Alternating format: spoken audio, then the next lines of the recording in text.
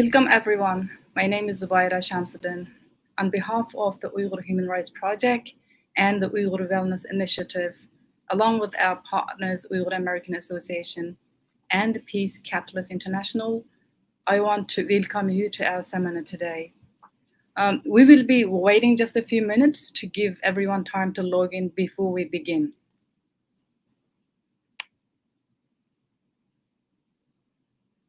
Let's just give a few minutes.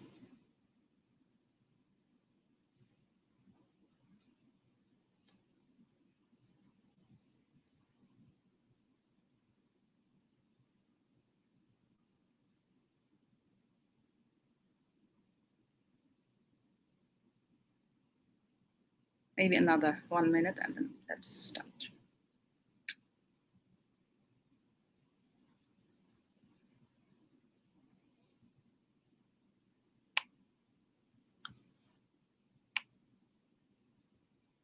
Again, welcome everyone. My name is Zubaira Shamsuddin. On behalf of the Uyghur Human Rights Project and the Uyghur Wellness Initiative, along with our partners, Uyghur American Association and the Peace Catalyst International, I want to welcome you to our seminar today. Today, we have the privilege of hearing from Mirela Popaja-Hadzic, a therapist and a peace builder with the Peace Catalyst International. Born in Sarajevo in the 1980s, Mirela had a front row seat to the breakup of Yugoslavia and the siege of Sarajevo. She experienced ethnic divisions, war, and the trauma in her community from a young age. In her 20s, she recognized the impact of this pain in her life and started a journey of healing that led her to understand the importance of sadness, grief, and lament. She also learned the importance of grief in healing racial, ethnic, religious, and cultural divides. Mirela is currently specializing in Gestalt psychotherapy and pursuing the study of trauma therapy, as she hopes to more effectively address the unengaged trauma manifesting in her community. She is an affiliate trainee with Trauma Free World and holds a bachelor's degree in philosophy from the University of Sarajevo. Today, we are delighted to have Mirela come and share with us both from her professional experience and also from her own story. We know that our greatest pain happens between people when relationships are broken. In the same way, we know that our healing must also happen in a relationship. We heal when we know that we are safe and we are not alone. We hope that today, as you hear from Mirela, you can consider her a friend. At the end of the time, the moderator will pick 2 or 3 questions. Please feel free to drop those in the chat. For now, Mirela, welcome. Floor is yours. Thank you, Zubaira. Thank you so much for welcoming me. And I really loved those words that you said, and I truly hope that at the end, really, you will consider me a friend, not some foreigner, some stranger at all of this. I'm really excited to be with you all. I have no idea how many people are listening and seeing us, but whoever is here tonight or today or this morning, welcome to all of you. And like Zubaira mentioned, I will be talking about my own personal story and my own personal journey, really, with everything that happened in my life. So I will ask for the slides to come up. I've also prepared a little PowerPoint presentation for you all, and we can start with the first slide or the second slide. And yes, there we go. So this is my family. This is my husband. His name is Albin, and this is our daughter. Her name is Eva. And why am I sharing this picture with you? It's because this is my daughter's first day of preschool. And it was a really, really sweet day. You know, we got to take her to this little preschool and take pictures. And it was such a sweet, sweet moment. But that started me thinking about my first day of school, really. And my first day of school started in the middle of war in Sarajevo. I didn't even have a chance to go to a school. We went to some abandoned house. It was 80 of us children in one class and just one teacher. So you can only imagine how much stress this woman had to bring 80 kids to peace. But she did an amazing job. And I remember that my mother somehow managed to find a plastic bag, one pen, one pencil, one eraser, and one pencil sharpener. And she even managed to find some like pieces of paper. And that was my first day of school because we were taken away from our home, and we had really nothing. We were refugees in this little town that is next to Sarajevo. And so I remember that first day of school and how I felt, and how it was really, really a sad way to start your school years. I finished first and second grade in 1 year. Then the third grade I didn't finish at all. And then somewhere on the end of the war we started going to the fourth grade, and that also didn't help because I didn't catch up with a lot of school, and I had many problems in school later on because I couldn't catch up. So why am I telling you this whole like story about war? If we can go to the next slide. In the beginning of 90s, the break of former Yugoslavia started. All the countries wanted to have the independency, and then Serbia, if you can see here on the right, Serbia didn't want that, and especially there was a problem with Bosnia and Herzegovina, because in Bosnia and Herzegovina it was Orthodox Christians living, Catholic Croatians living, and then Bosniak Muslim people living. And so, in all of this division, really Bosniak Muslim became the biggest victims because they didn't have a country to lean on. You know, the Orthodox Serbs could always lean on to Serbia. The Catholic Croatians could always lean to Croatia, but Bosniak Muslims didn't really have anywhere to go. So they became kind of the biggest victims of the war.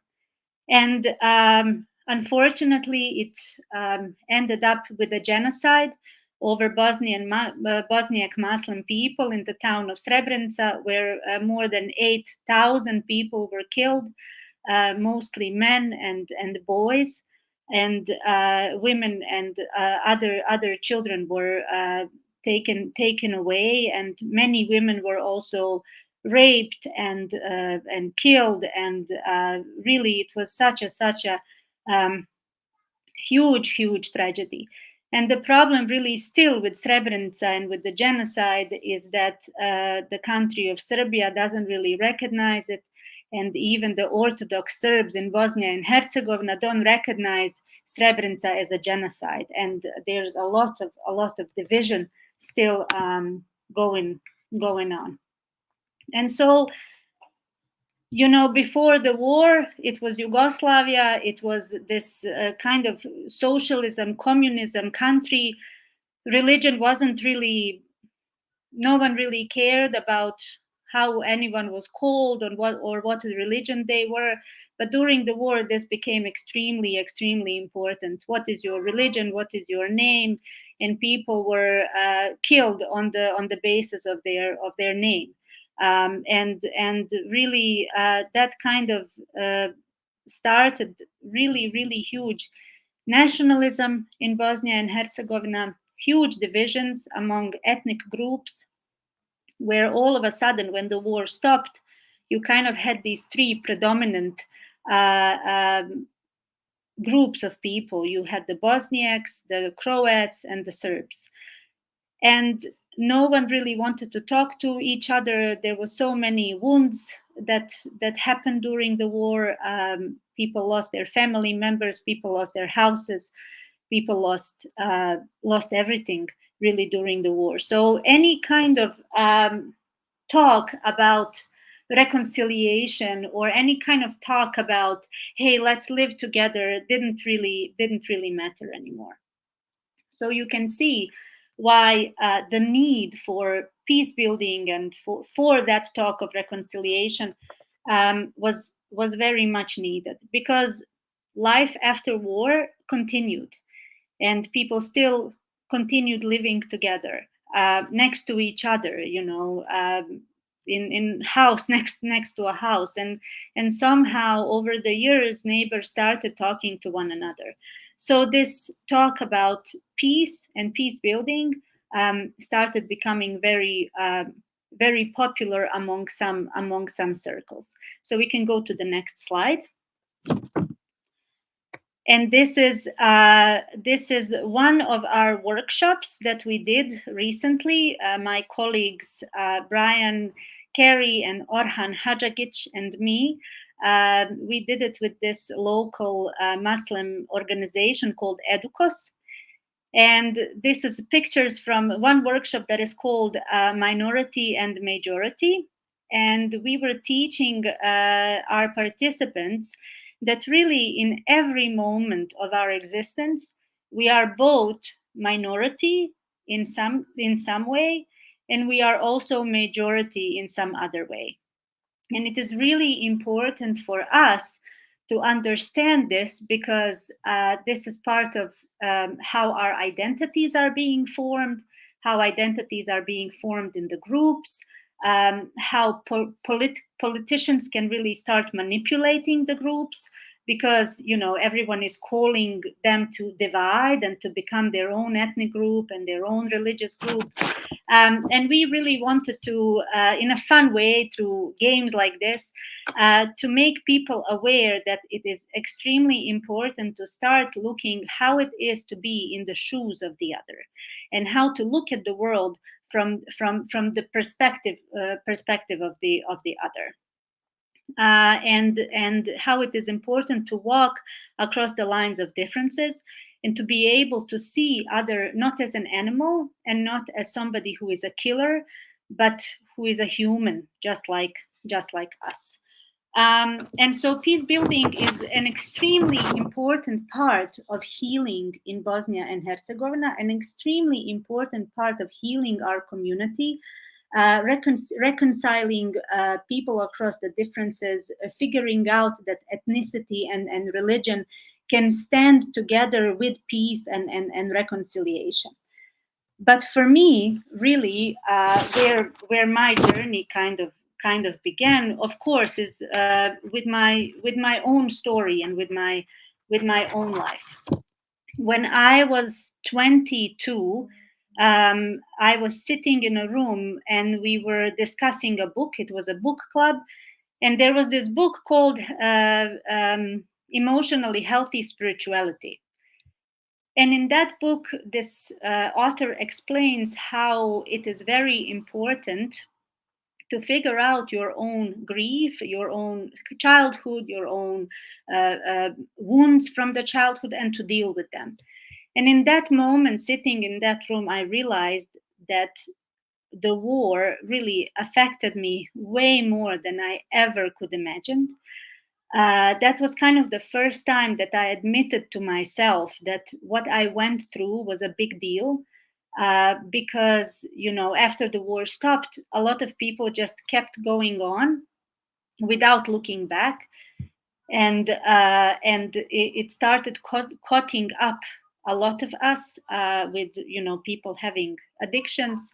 Our society is crumbling. Really, there is so much corruption going on, and Bosnia and Herzegovina is one of the poorest countries in Europe. And so that kind of that tells something, that something is wrong, that something needs to be done. And so I started doing my own soul searching. I started doing my own exploration of what happened to me, um, and how much it affected me. And that was the first time in my life when I was introduced to therapy, and I started going to therapy. And in one moment, my therapist asked me about war, and I told her, I'm so afraid to talk about these things because I'm afraid if I start to talk about what I went through, I will fall apart and I will never be able to put myself back together in one piece. And I was extremely afraid to dive into that pain because I really thought I'm going to shambles. And that's when I realized that what happened to me was traumatic, and that trauma is kind of the key word in my life, and it will become my career later on. I will continue on with my story a little later, but in the next slide, I would like to maybe ask a question. What is trauma? And I know you don't have you don't you can't answer, but maybe just all of you for yourself now, where you are in front of your screens, can maybe answer for yourself. What is trauma for you? How do you see trauma? And yeah, what is the definition of trauma for you? So I'll just give you a couple of seconds.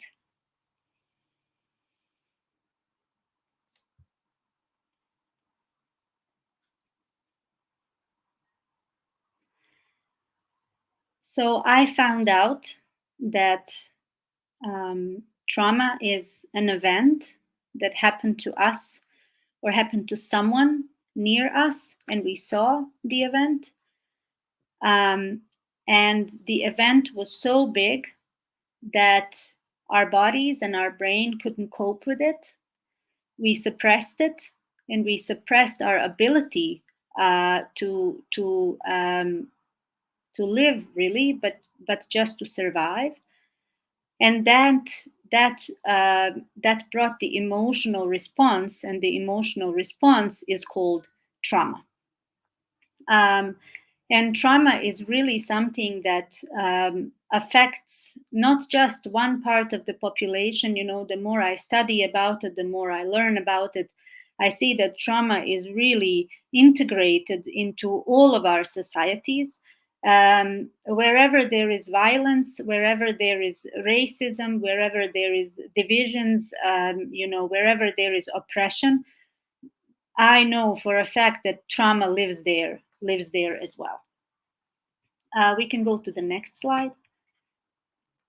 And so trauma affects our bodies and affects our brains in a fact that when an event happened, our bodies can't cope with it. We just cannot deal with it.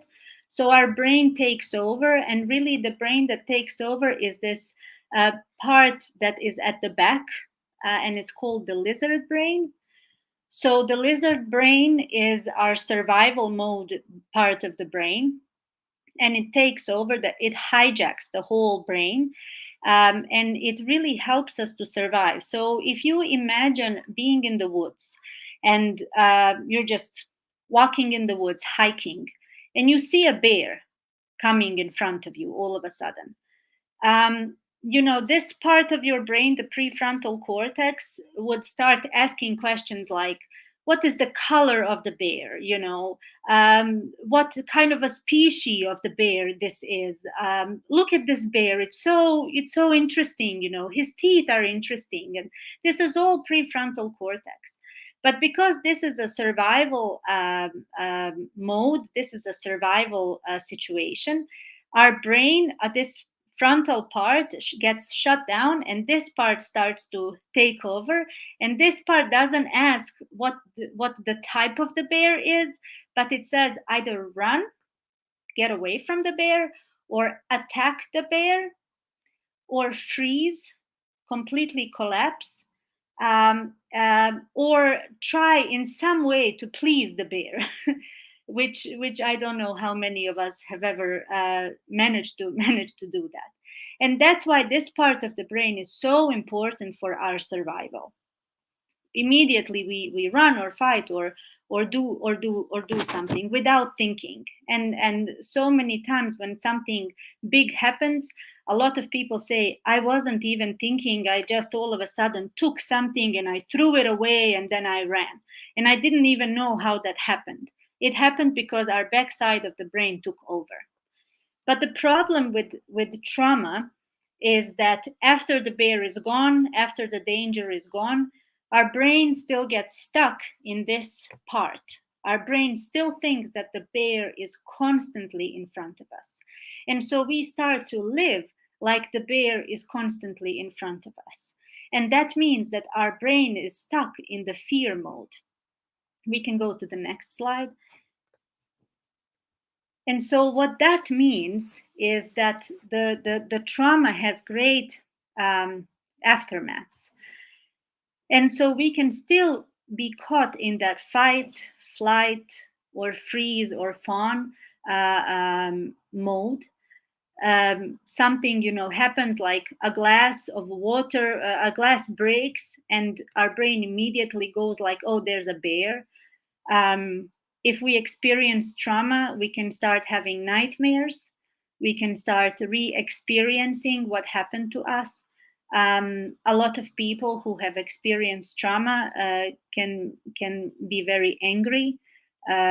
Like, for example, in Bosnia or in Sarajevo here, a lot of people, how the way they're driving their cars, they're so angry how they're driving their cars. They're honking nonstop. They are yelling at each other, even though there's really no need to honk and yell at each other. But they have nowhere else to express this anger that they're feeling because something happened to them way in the past. And so how they're using that and how they are showing that is really through honking and through yelling. Or through violence. A lot of people can show that in violence. Also, a lot of people when they experience trauma, they go into all kinds of addictions. And studies are showing more and more that people who are addicted to anything really, somewhere in their life, most probably they have experienced some trauma, and this is the reason why they are addicted. And this is not because they are bad people or weak people.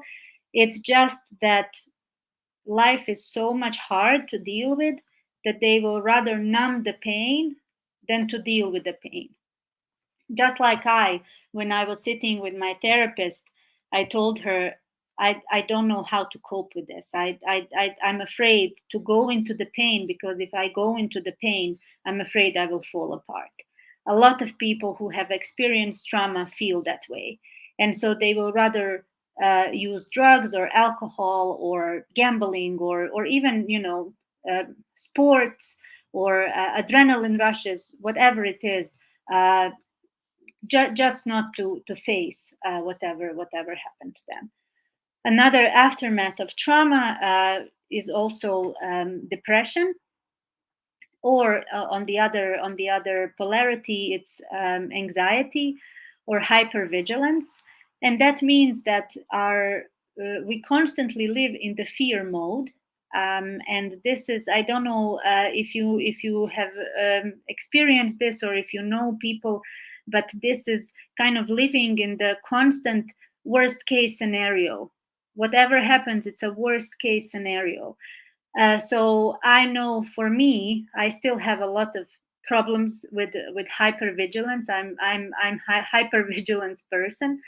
The other day, I was driving my daughter to her preschool, and she asked me if she can take a little bonbon, like a little candy, from the car.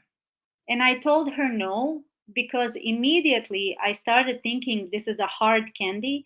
If she takes that hard candy, and what if, God forbid, she starts to choke on this hard candy? There's no way for me to stop the car, and there's no way for me to save her. So I immediately went into the worst case scenario. Immediately she's choking, she's dying. And so hypervigilance mode is really bad for our bodies as much as it is bad for our emotions and our psyche, because that means that our bodies are constantly living in overdrive, and the cortisol, the hormone cortisol, is being produced nonstop, and that means that our bodies are living in constant stress mode. And speaking of bodies, a lot of illnesses can come out of trauma and can come out of the traumatic experiences. For example, the problems with thyroid, we can have problems with diabetes, we can have problems with some people develop cancer. All kinds of autoimmune diseases can come out of the traumatic event, because of course our bodies are very much connected to our emotions. It is we are all it is all connected. We are all one system, and so whatever is happening to us on the emotional level will also start happening on the body level. And more and more researchers are showing that correlation is happening. Also, what can happen is, together with nightmares, people can start re-experiencing events, in the sense that something will remind them of the event, something will trigger them. So, for example, for me, I know that I really don't like fireworks, because fireworks always remind me of the grenades, and I never like it. So whenever every year when it's New Year's Eve at 12 o'clock, I kind of have to use all my power to remember my breathing exercises, start to remind myself that the war is over, that I am safe, that I am no longer in danger. So firework is something that triggers me. But for people who have experienced trauma, it can be many things, and out of that, people can develop PTSD, post-trauma stress syndrome, where they can't really live a normal life, whatever normal life is, but they can't cope, because post-traumatic stress disorder is not letting them. They are constantly in hypervigilance, they are constantly in the stress, and they are re-experiencing the event. And so many people can become violent, and really the quality of life is poor. So they have to seek for professional help. Panic attacks is also part of the aftermath of trauma. It can happen, suddenly out of nowhere. You feel like you're dying. You feel like you have a heart attack, but really you're just hyperventilating. The more it happens, the more we really have to start thinking about getting some professional help.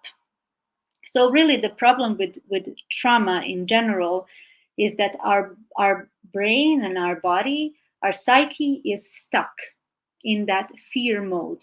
We are constantly living in fear, and our fear is our base, and our fear becomes part of our identity, and fear kind of becomes the basics from where we are operating. And instead of living and thriving, we are constantly in the mode of surviving. We are constantly in the mode of thinking about the next 20 seconds. And our brain constantly asks three questions. The first question is, am I safe? Second question is, am I loved, and or do I belong? And the third question is then, what can I learn? So you can imagine that people who are living with trauma really don't have time to learn new things, really don't have time to play, to be creative, to think about their future. There is no future forward thinking. It's just next 20 seconds. How do I survive? How do I survive the next attack? How do I survive the next thing that will happen to me? And also recently, I've started studying genetics, and in the genetic code, we inherit something from our parents. Like, I have my father's eyes, I have my mom's complexion, and we all have these these traits. Maybe your favorite aunt's nose or something like that.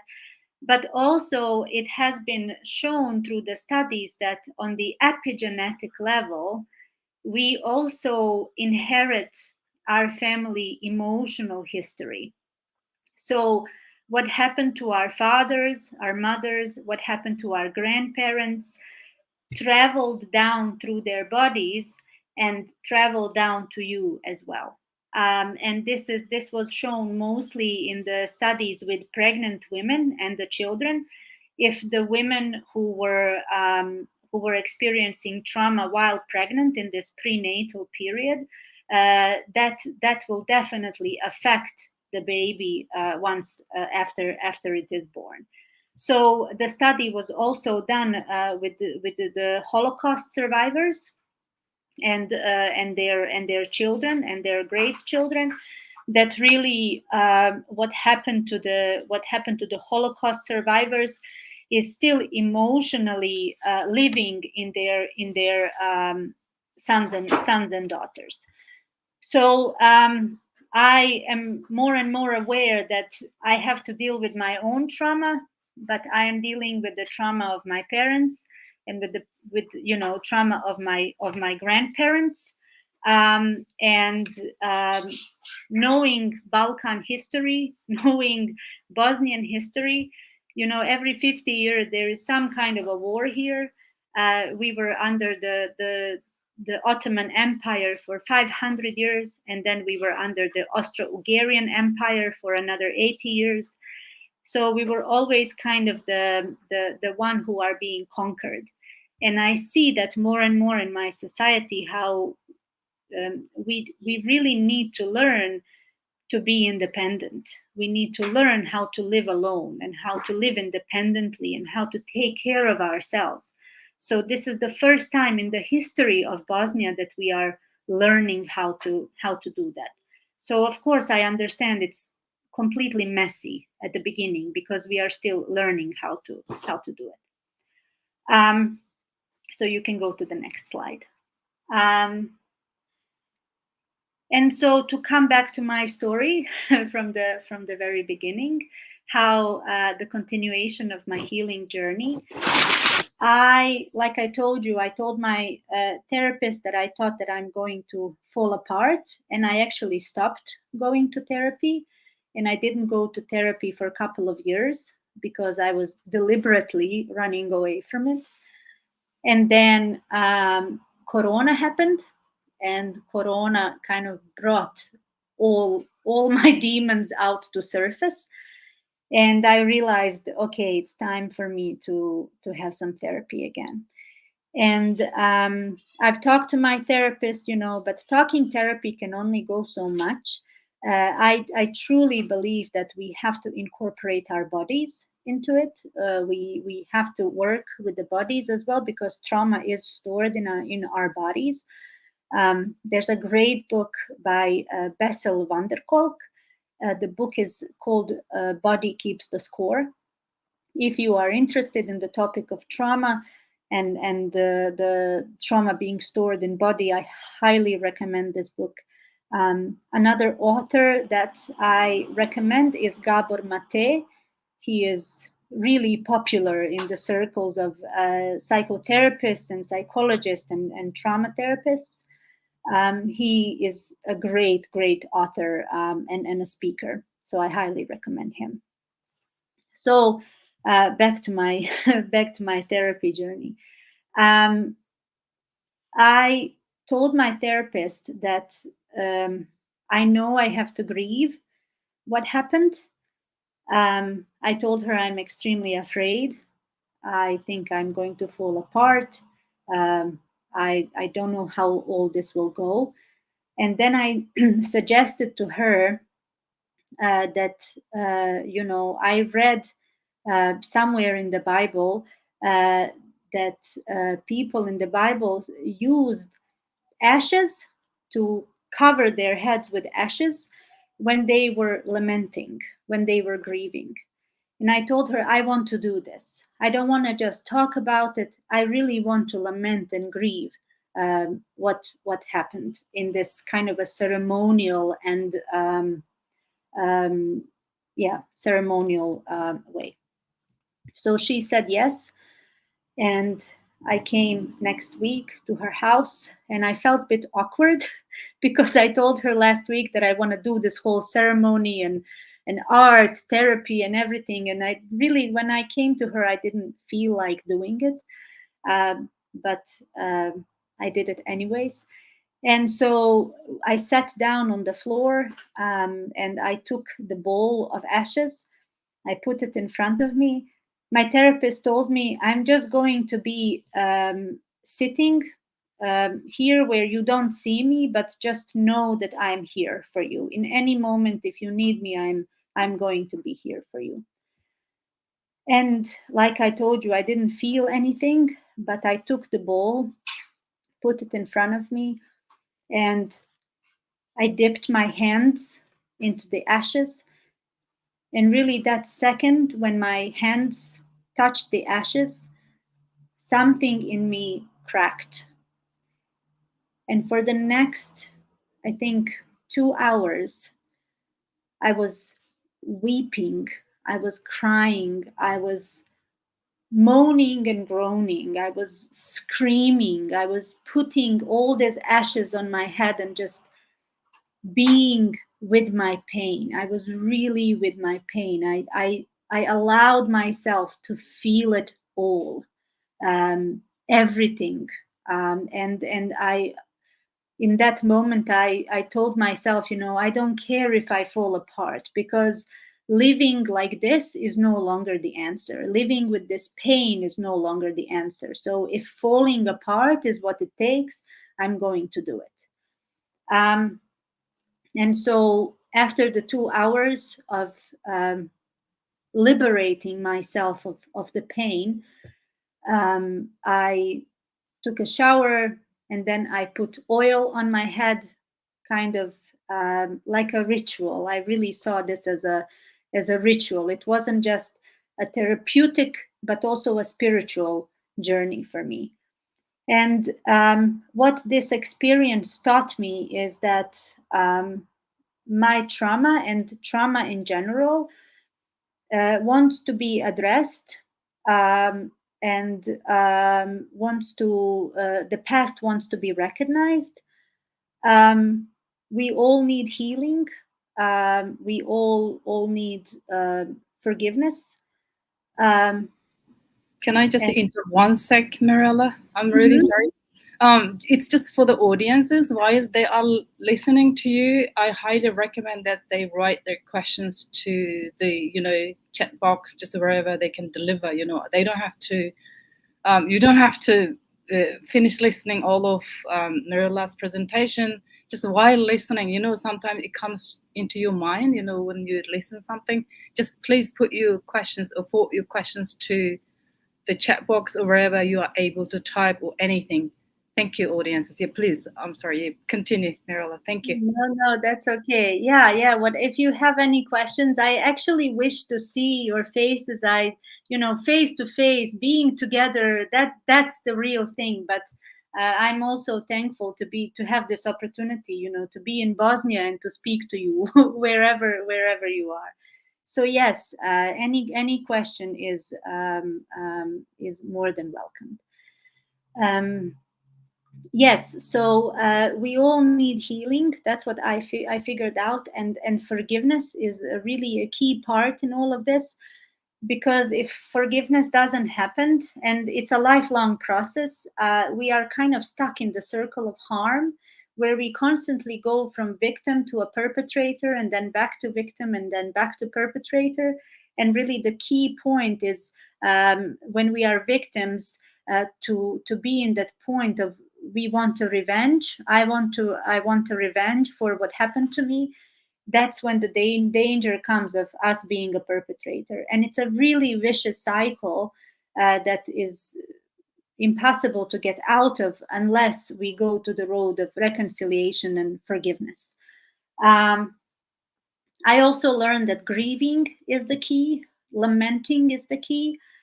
I am here with you tonight. I did not fall apart. I'm still very much in one piece, and I am way more healthier than I was in the beginning of my 20s when I realized about my trauma.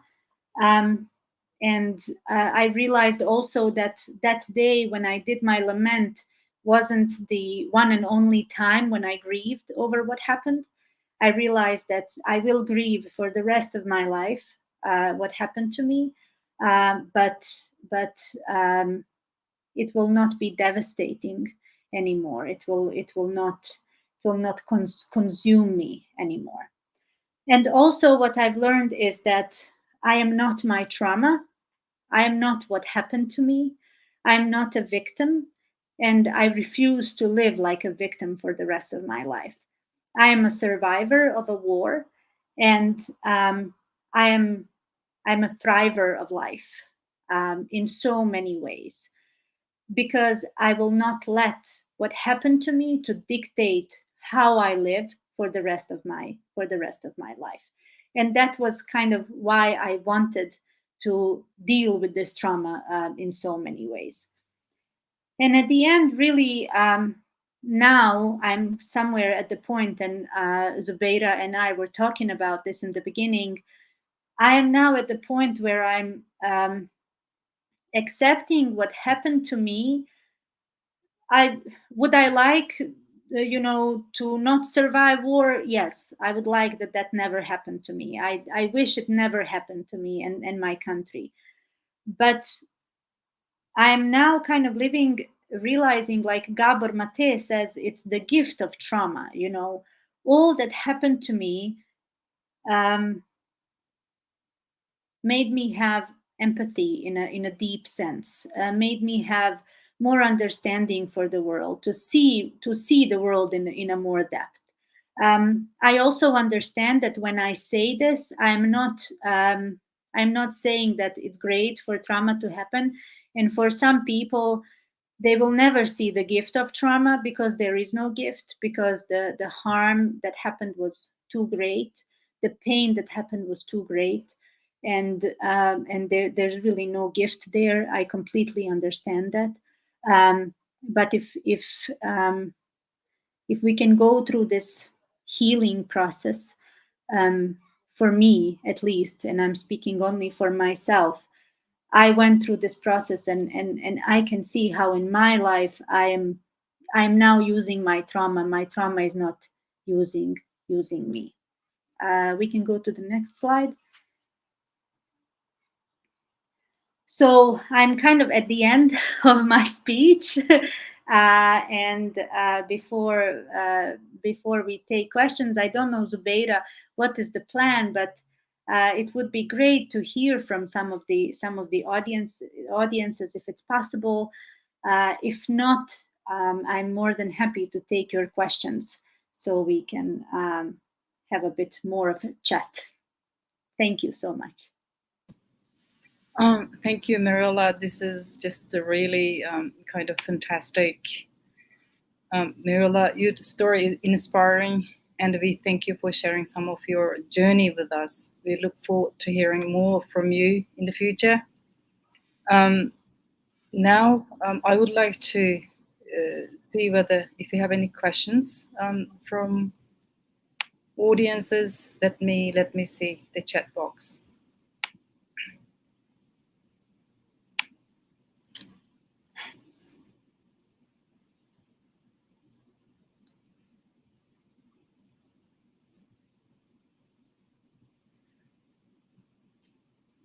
Okay, here is one. Thank you so much for sharing about your journey of lament. It is really powerful to hear about that big turning point. You talked about the role of cortisol in our trauma. Have you learned to manage the impact of cortisol in your body on a day-to-day basis? That's a really good question. Thank you. Thank you for asking that question. I've before I even knew about cortisol and body and hormones and all of this, I realized, that going to therapy is really important for me to get all that sorrow and grief out of my body, out of the system. But then later on, and now what I'm practicing breathing exercises. I'm practicing meditation. I'm practicing yoga, putting myself out of the stress mode. I'm also I engaged last month in this thing called holotropic breathing, which is where through the breathing you kind of put yourself in a state where uh, uh, somatically on a body level trauma leaves your body. There are great somatic exercises you can do for releasing the trauma out of your body. There is actually a study by Peter Levine. He's an author of the book called Waking the Tiger.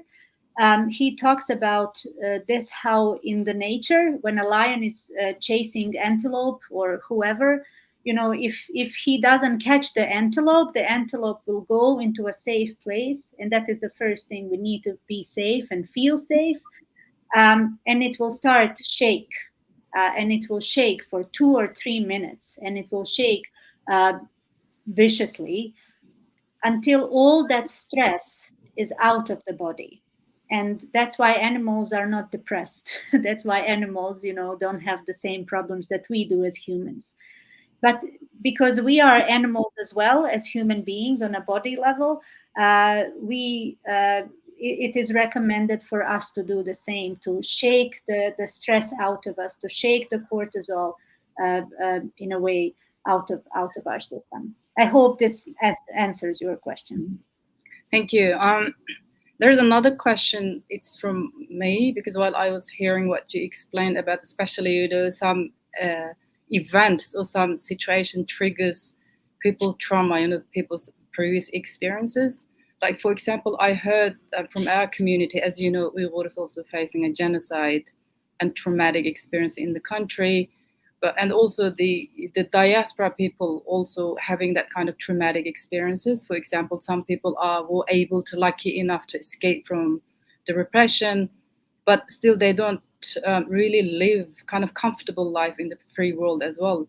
I heard many stories of people, soon they see police car or police siren or ambulance siren that reminds of them just went back to East Turkestan, and it looks like they really fear that whether the police would come or police would take them away and make them disappear, kind of traumatic experience. So they're just really afraid of listening that kind of hearing that kind of sound, the sirens. And it is kind of continuous as well, because I personally witnessed my brother and a sister had that experience as well. It took at least about 3-4 years for them to overcome that kind of traumatic experience. What kind of suggestions or what kind of advice do you have for those people, living in overseas in free world, but they don't feel free and safe? Yes, that is a really, really good question. You know, I have, I'm still afraid of the fireworks. It never stops for me, and I don't know if it will ever stop. Really, I just dislike it because it immediately puts me back into, I'm in the shelter and the grenades are all around me. I think first and foremost, what we have to understand is that healing is a process, and it is a very long process. It is not easy. There are no quick solutions. There are no easy solutions into all of this. It's a very long process, and for most of the people, it's a lifelong process of healing. But what I've learned, for example, with with fireworks or the police siren, or when I'm at the border, I go to Serbia and I see the soldiers really of Serbian army, and I immediately it goes back to the war. Um, I remind myself, which I'm learning in my Gestalt therapy. Um, I'm reminding myself of the here and now, and I literally tell myself right now, today, the date is 29th of November. It is 7 o'clock, 20 minutes right now. I am in my house. I am safe. There is no immediate danger around me. And then I take a couple of breaths. It is very important to take the deep stomach, diaphragmal breaths. And if I still feel shaky, or if I still feel that I don't know how to react, I remind myself of that again. I answer my brain's three questions. The first question is, am I safe? And I tell my brain and my body, you are safe. There is no danger right now. You are loved, you belong, and there is nothing going to happen to you right now at the moment. It is very important for triggers, for trauma triggers, for people to come back to the here and now. That I'm not in the Kyrgyzstan, you said, Zubeida? I think you said Yeah, I say East Turkestan. I mean, that's East Turkestan. the Yes, country. remind yourself, I'm not there right now. I'm in United States or Germany or wherever, I'm safe right now, here and right now. To bring yourself to the here and now is really, really important. Does that answer your question in any way? Yep, it did. It did. Actually, we have a lot of questions in here. Let me just show one thing. Okay. Okay. Do you have any tips for people whom the bear is still there? And for example, for Uyghurs who, despite having escaped the immediate danger in their homeland, constantly live in a trauma state. Mm-hmm. Yeah. I would say that, of course, getting out of the danger zone is number one. Because if we are still in the danger zone, we are being constantly re-traumatized by what is happening around us. So stage one is really get out of the danger zone. When we get out of the danger zone, I would say seek for help, seek for professional help, because for me that is the only kind of the only way how healing can happen. It is really not the only way, but is one of the most effective ways.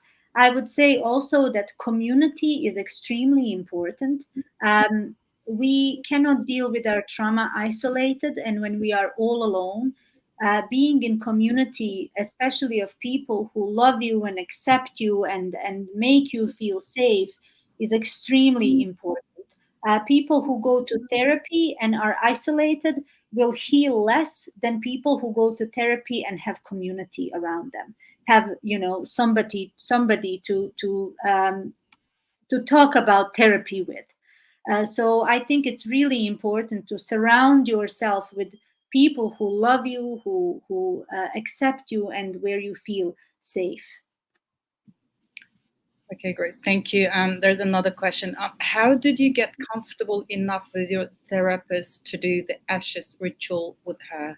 Mm-hmm. Yeah, thank you for that question. I So my therapist, I started going to her, and pretty soon I realized that she's an art therapist, And I really loved that, because I also finished music school, and art is something that I really, really love. And art is extremely important in dealing with our trauma as well, because it speaks to our right side of the brain, which is the brain that doesn't, use that kind of, mathematic and logic and all these questions, but deals more with emotions, with the emotional part. So because she was an art therapist, I suggested this to her. It kind of came to me. I consider myself a creative person, so out of my creativity, this came out, and it helped me greatly. But I do recommend that you find what that is for you. It doesn't have to be ashes, it can be something completely different.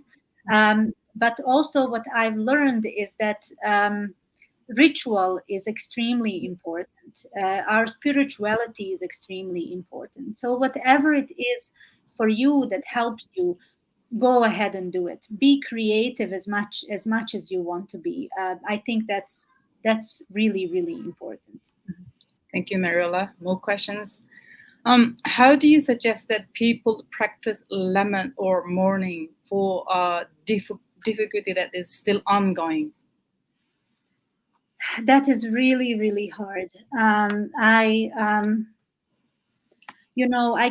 can give all kinds of answers, but really, getting yourself out of the danger zone is extremely important. But when you have people who you love who are still in the danger zone, and you are kind of out of the danger zone, that is really, really hard, because your heart is divided, your head is divided, you are constantly living in both places, thinking about the people that are suffering, who are dear to you, but then also feeling guilty that you are the one who is safe, and that you are the one who is on the safe side. Um, it is hard to answer that. I think for everyone it is um, individual answer, but I would say do whatever you can for yourself, because you're not helping your loved ones by not helping yourself. It will not help them to know that you are suffering also. But if you are somehow dealing with it, I think that is helpful for you as well. If you are still in the danger zone right now, um, trying to trying you are in survival mode, you are constantly in the survival mode, and I think that is okay to some extent, but to remind yourself that the suffering is now, but it will not be for the rest of my life. The suffering, what I'm going through, is right now. I will not be in this danger zone for the rest of my life. And to remind yourself that here and now, I'm still breathing. I still have my life. I still have my hands. I still have my feet. You're coming back to the very basics of life. When life is reduced to survival, we come back to the very basics, of life. Um, I wish I can, I wish I have an antidote. I wish I have a pill. I wish I have some, quick answer for you, but I really don't. And I'm so sorry. No, you don't have to be sorry. I mean, thank you. I mean, still, it's something that you're sharing what you have been through, and I mean, Uyghurs are still going through that traumatic experience right now. And also quite a similar question that I have asked you before, because I hear that from our community members, although they are escaped from danger, but they still suffering. Like, for example, nightmares. Many Uyghurs, they have nightmare or dreams of they went back to East Turkestan, and they were caught and they were detained in the concentration camps, or they were chased by the police. That kind of similar dreams. Many people said it's quite a similar dreams they're dreaming about, which is, face chase or something, and then suddenly the loved ones coming to them saying that, why did you come back? Why you shouldn't be, kind of stuff. So do you think is that I know it is because of probably that traumatic experience and because of fear and because of still not feeling safe, although they are in the free country and in the safe place, as you mentioned many times. But do you think is there any kind of treatment for that kind of condition, or for the people to have therapy or something to feel Absolutely. better? Absolutely. I really believe that at the end of the day, there is hope for all of us. There is always, the light at the end of the tunnel. And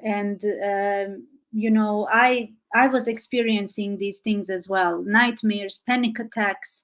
I remember my grandma. I don't know how many. Maybe this is just a Bosnian Muslim thing, but my family is Muslim. I come from a Muslim family. So my grandma, right after the war, she took me to this woman that did some kind of like a Islamic ritual over me, to get me rid of all these nightmares and everything that was happening.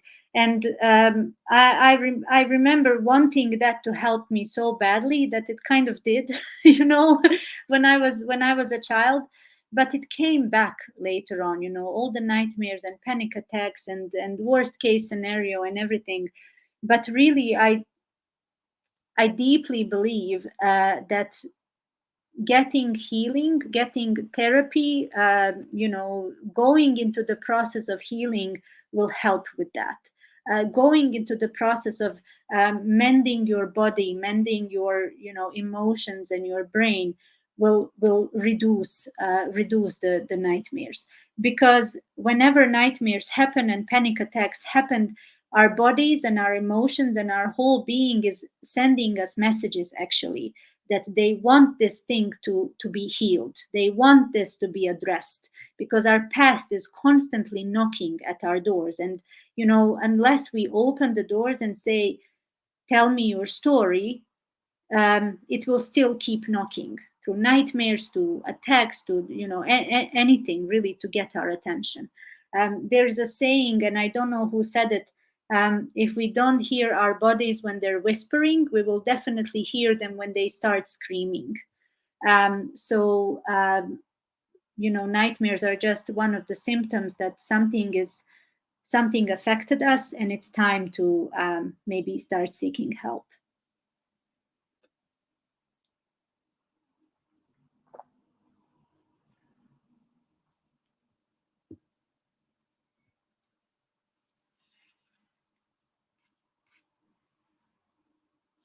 Oh, sorry.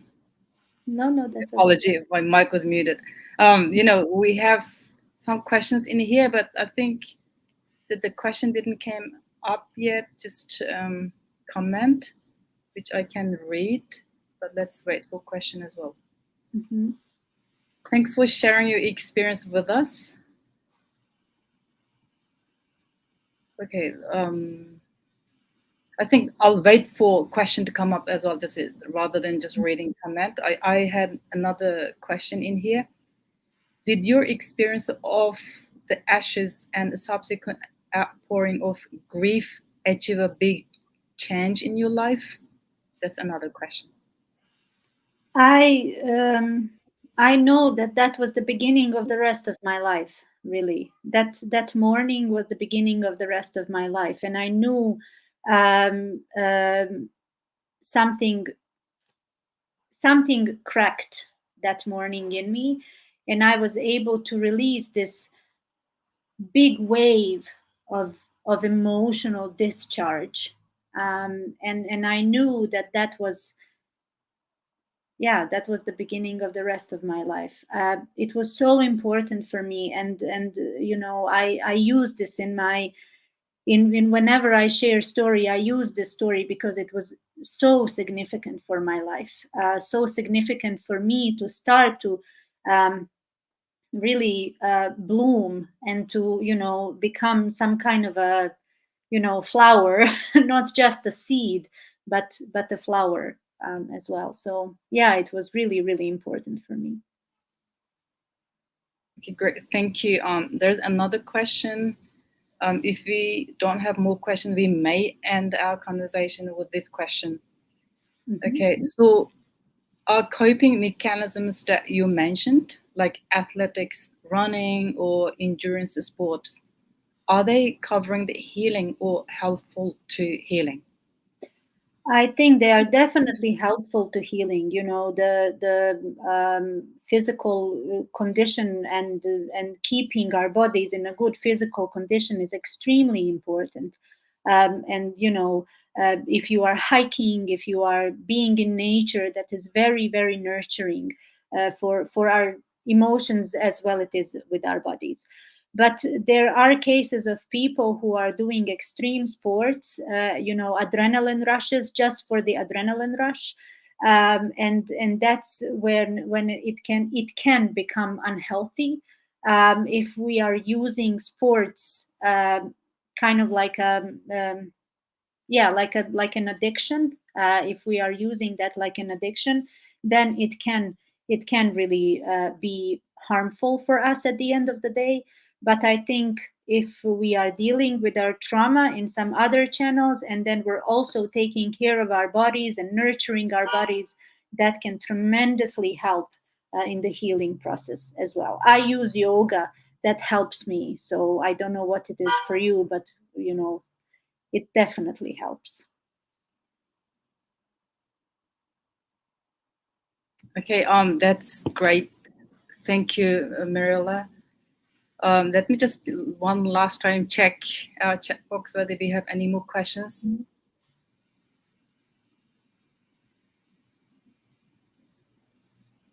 Okay, looks like we don't have any more questions.